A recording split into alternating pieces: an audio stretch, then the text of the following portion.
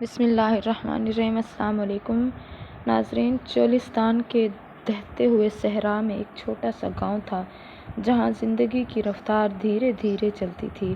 اس گاؤں کے ایک کنارے ایک پرانی مگر مضبوط دیواروں والا گھر تھا جس میں حاجی سلیمان اپنی اکلوتی بیٹی زرمینہ کے ساتھ رہا کرتے تھے۔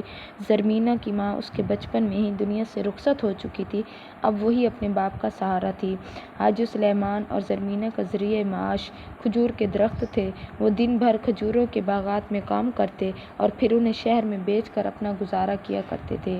زرمینہ، جس کی آنکھوں میں چمک تھی، ایسی گہری چمک، جب کھجوروں سے بھری ٹوکری سر پر رکھ کر گاؤں کی پتلی گلیوں سے گزرتی تو ہر نظر اس پر ٹھہر جاتی۔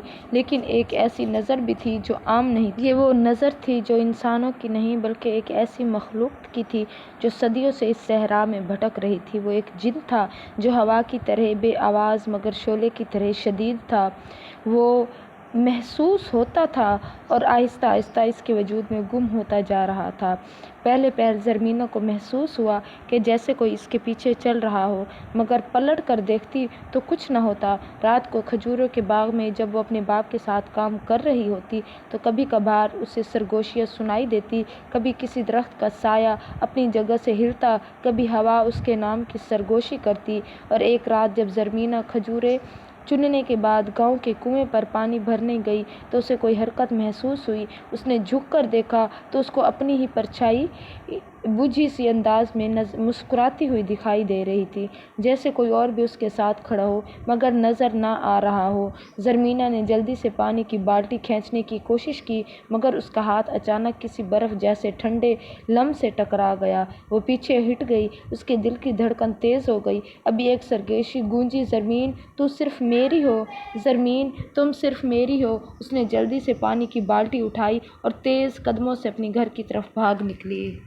راستے میں اسے ایسے لگا کہ جیسے کوئی اس کے ساتھ ساتھ چل رہا ہو، مگر جب وہ پلٹتی تو وہاں کچھ بھی نہ ہوتا، بس اس صحرا کی ریت تھی جو ہوا کے ساتھ ادھر ادھر کو ناچ رہی تھی۔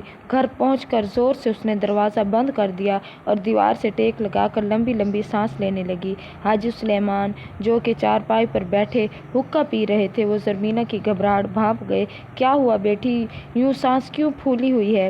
تو حاجی سلیمان نے فکر مندی سے پوچھا، نہ آج کوئی جادو ہوا ہے کیا؟ بابا، مجھے ایسا لگا جیسے کوئی تھا، کسی نے سرگوشی کی۔ حاجی سلیمان نے مسکرا کر اس کے سر پر ہاتھ رکھا، بیٹی یہ تمہارا وہم ہوگا، رات کا وقت ہے، تھکاوٹ کے بعد ایسا ہی فیل ہوتا ہے۔ تم ایسا کرو کہ اللہ کا ذکر کرو اور سو جاؤ۔ زرمینہ نے اس بات پر سر ہلایا مگر دل کسی کونے میں ایک خوف کے ساتھ چپک بیٹھا تھا۔ وہ اپنے بستر پر گئی مگر نیند آنکھوں سے کوسوں دور تھی۔ کمرے کے اندھیرے میں اسے ایسا محسوس ہوا جیسے کوئی اسے دیکھ رہا ہو، جیسے کسی کی نظریں اس پر جمی چڑھی بیٹھی ہوں۔ عجیب سی انداز میں بیڈ کی لکڑیاں چرچرا رہی تھیں اور پھر حالت یہ تھی کہ ہوا بند تھی۔ اچانک زرمینہ نے دیکھا کہ کمرے کی ایک دیوار پر دھندلی سی پرچھائی لرز رہی تھی اور وہ پرچھائی آہستہ آہستہ اس کے قریب آ رہی تھی۔ زرمینہ کی سانس رکنے لگی، وہ چیخنے ہی والی تھی کہ سایہ کی طرح اچانک وہ بادل کی طرح سایہ باہر چلا گیا اور کمرے میں مکمل خاموشی چھا گئی۔ زرمینہ کی آنکھیں خوف سے پھیلی ہوئی تھیں، دل کی دھڑکن اتنی تیز، یوں لگتا جیسے سینے سے باہر آ جائے گا۔ کم از کم کچھ دیر کے لیے کچھ سکون چھا گیا۔ وہ جانتی تھی کہ کچھ تو تھا، کچھ ایسا جو نظر نہیں آ رہا تھا، مگر اس کے پاس میں رکھی پانی کی بالٹی خود بخود الٹ گئی اور پانی فرش پر بہنے لگا۔ زرمینہ کے بدن میں جھرجھری دوڑ گئی۔ وہ چارپائی سے اتر کر دروازے تک گئی مگر باہر جھانکنے کی ہمت نہ ہوئی۔ اس کا ہاتھ کانپتے ہوئے دروازے کے کنڈے تک پہنچا اور جیسے اس نے ہلکی سی جنبش دی، ایک ہی مد میں، تمہیں کوئی نقصان نہیں پہنچاؤں گا، آواز آئی۔ زرمینہ نے فوراً دروازہ بند کر لیا اور پیچھے ہٹ گئی۔ اس کی آنکھیں پھیل گئیں، ٹانگیں کپ کپا رہی تھیں۔ کون ہو تم؟ وہ ہمت کر کے بولی مگر بھیانک خواب کی طرح وہ رات اس کی گزر گئی۔ اگلی صبح جب وہ جاگی تو سورج کی کرنیں صحن میں بکھر چکی تھیں مگر اس کے دل میں رات کا خوف ابھی بھی تازہ تھا۔ حاجی سلیمان حسب معمول کھجوروں کی چھانٹی کر رہے تھے۔ زرمینہ نے خود کو نارمل ظاہر کرنے کی کوشش کی اور اپنے کام میں مصروف ہو گئی مگر اس کا ذہن بار بار رات کے ان لمحوں کو دہرا رہا تھا۔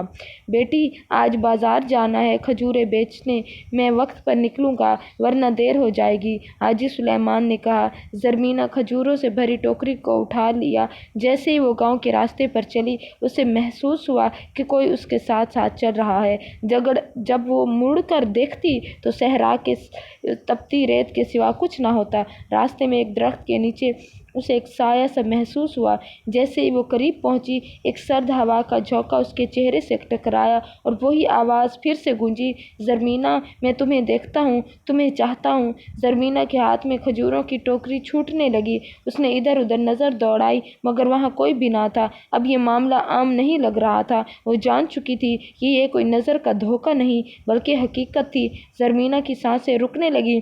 وہ جلدی سے کھجوروں کی ٹوکری مضبوطی سے تھامے آگے بڑھ گئی مگر اس کی پشت پر وہی سرگوشی بات جاری رکھے ہوئے تھی کہ میں تم سے کچھ کہنا چاہتا ہوں۔ وہ لڑکھڑائی مگر خود کو سنبھال کر بھاگنے لگی۔ بازار کے قریب پہنچ کر لوگوں کی آوازیں سنائی دینے لگیں اور جیسے ہی وہ ہجوم میں پہنچی خاموشی چھا گئی۔ مگر زرمینہ جانتی تھی کہ یہ قصہ ختم نہیں ہوا۔ بازار میں کھجوریں بیچ کر جب وہ واپس گاؤں کی طرف لوٹی تو سورج ڈھل چکا تھا۔ آسمان پر جگہ جگہ بادل تھے، ہوا میں عجیب سی بوجھل پن تھا۔ راستہ تنہا تھا مگر زرمینہ نے دل مضبوط قدم کر کے آگے بڑھائے۔ اچھا کسی کے قدموں کی اسے اچانک آہٹ سنائی دی۔ وہ تیزی سے بڑھی مگر وہاں کچھ بھی نہ تھا، بس ریت، خاموشی اور صحرا کی بیداری۔ یہ میرا وہم ہوگا، وہ خود کو سمجھانے لگی اور آگے بڑھنے لگی۔ مگر اگلے ہی لمحے ایک سنسنی خیز جھونکا اس کے گرد بٹ گیا۔ یوں لگا جیسے ہوا میں کوئی موجود ہو، جیسے کوئی نادیدہ ہستی اس کے اتنی قریب ہو کہ وہ اس کی سانسیں سن سکے۔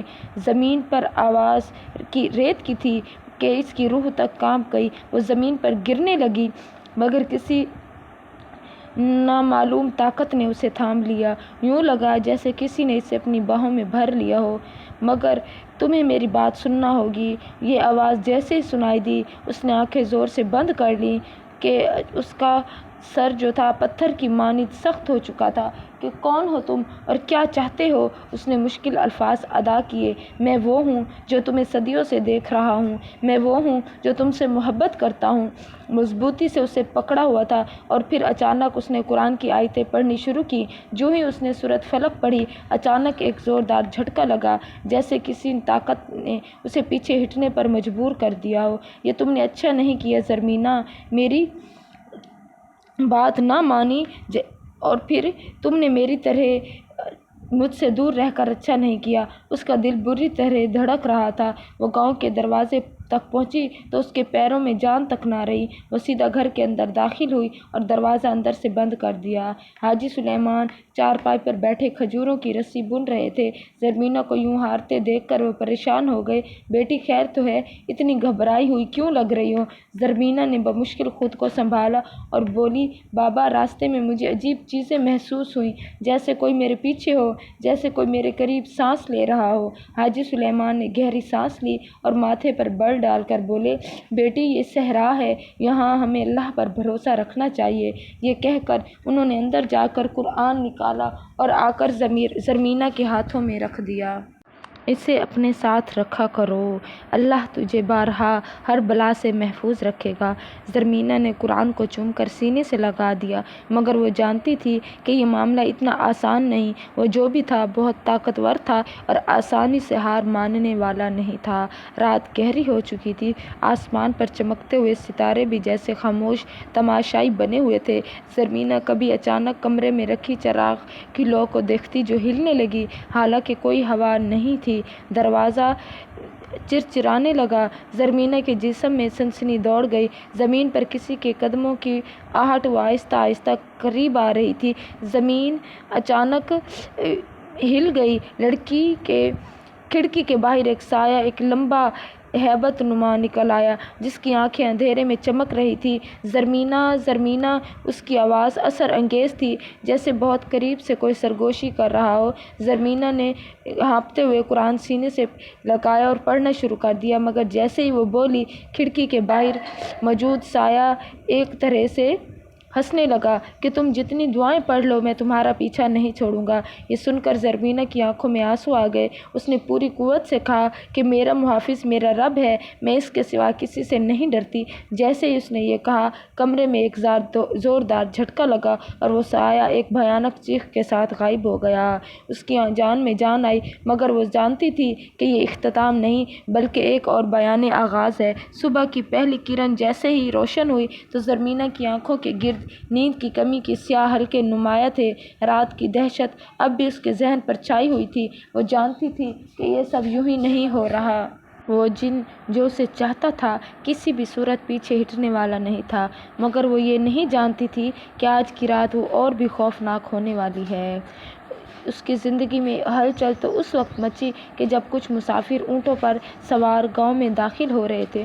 ان کے لباس اور انداز سے ایسا لگتا تھا کہ دور دراز کسی علاقے یا کسی اور جگہ سے آئے ہوں۔ ان میں ایک شخص جو سب سے آگے تھا خاص طور پر عجیب لگ رہا تھا۔ لمبا قد، گہری کالی آنکھیں تھیں اس کی، اور پھر چہرے پر ایک ایسی کشش جو کسی کو بھی اس کے قدم طرف آنے پر مجبور کر دے۔ اس کے قدم زمین پر بہت ہلکے تھے، جیسے وہ ریت پر چل رہا ہو بلکہ ہوا میں تیر رہا ہو۔ گاؤں کے بزرگوں نے ان مہمانوں کو خوش آمدید کہا اور انہیں رات گزارنے کے لیے دعوت دے دی۔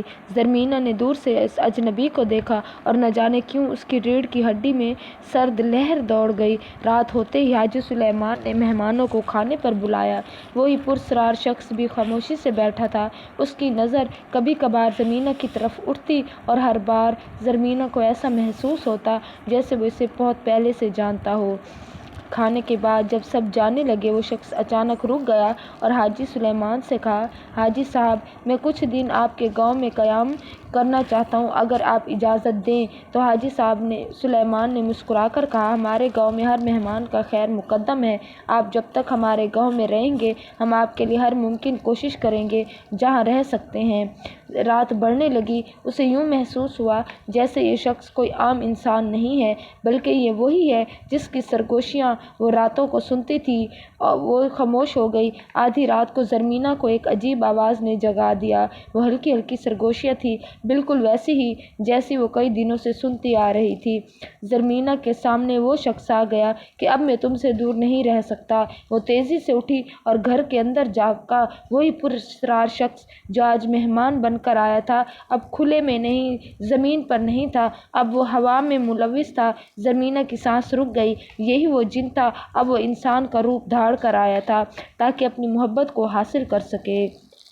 زرمینہ کے جسم سے جیسے جان نکلنے لگی تھی اور وہ بے اختیار پیچھے ہٹ گئی، مگر نظریں اس کھڑکی پر جمی رہیں جہاں سے وہ خوفناک منظر دیکھ رہی تھی۔ وہ اجنبی جو دن میں عام انسانوں کی طرح گاؤں میں گھوم رہا تھا، اب رات کی تاریکی میں اپنی شکل میں نمودار ہو چکا تھا۔ ہوا میں ملک فاروق کی مانند چمک رہی تھی اور چہرے پر ایک پراسرار مسکراہٹ تھی، ایسی مسکراہٹ جو کسی معصوم لڑکی کو اپنی گرفت میں لینے والے شکاری کی ہوتی ہے۔ زرمینہ نے کانپتے ہاتھوں سے اپنے سینے پر قرآن کو مضبوطی سے تھام لیا اور سورۃ فلق اور سورۃ ناس پڑھنے لگی۔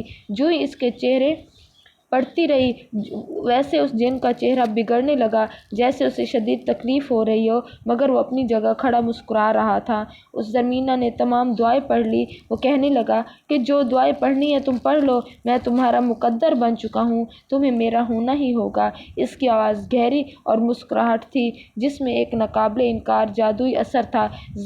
زرمینہ کا پورا بدن سن ہونے لگا، ایسا لگنے لگا جیسے کوئی نادیدہ قوت اسے اپنی طرف کھینچ رہی ہو۔ یہ جنگ اس نے ایک جھٹکے سے کھڑکی بند کر کے ختم کی تھی اور دروازے کی طرف بھاگی، مگر جیسے اس نے دروازہ کھولنا چاہا ایک زوردار جھونکا آیا اور چراغ بجھ گیا۔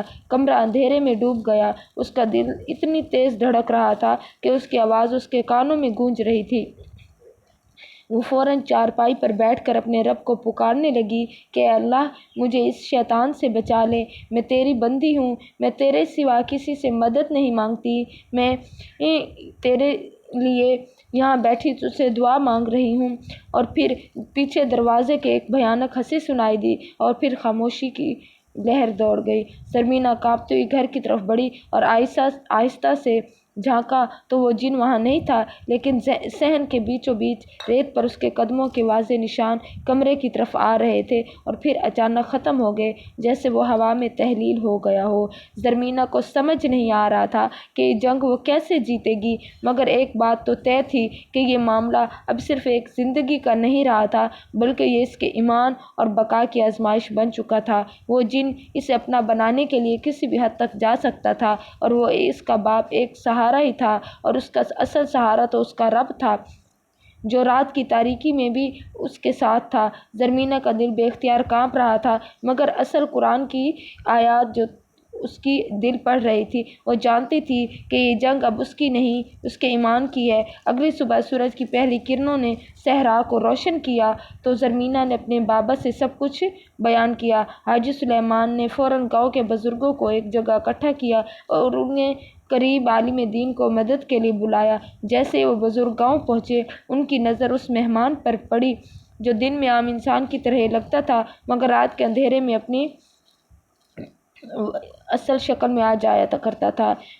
عالم دین نے اس شخص پر ایک گہری نظر ڈالی اور آیات کا ورد کرنا شروع کر دیا۔ جیسے ہی انہوں نے سورۃ بقرہ کی آیات پڑھنی شروع کی، وہ مہمان تڑپنے لگا، اس کی آنکھوں کی سرخی مزید گہری ہونے لگی اور اس کے جسم سے کالا دھواں نکلنے لگا۔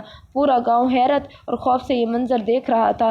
جن نے ایک زوردار چیخ ماری اور کہ زرمینہ میری ہے، میں اسے نہیں چھوڑ سکتا، مگر عالم دین نے اپنی تلاوت جاری رکھی۔ اچانک ایک زوردار آندھی آئی، جیسے پورا صحرا کانپ اٹھا ہو کہ اے میرے اللہ، مجھے اس کے شر سے بچا لے، اور پھر وہ ایک لمحے بعد جن دل دہلا دینے والی چیز کے ساتھ زمین میں دھنسنے لگا، یہاں تک کہ وہ دھوئیں کی ایک لکیر میں تبدیل ہو کر ہمیشہ کے لیے غائب ہو گیا۔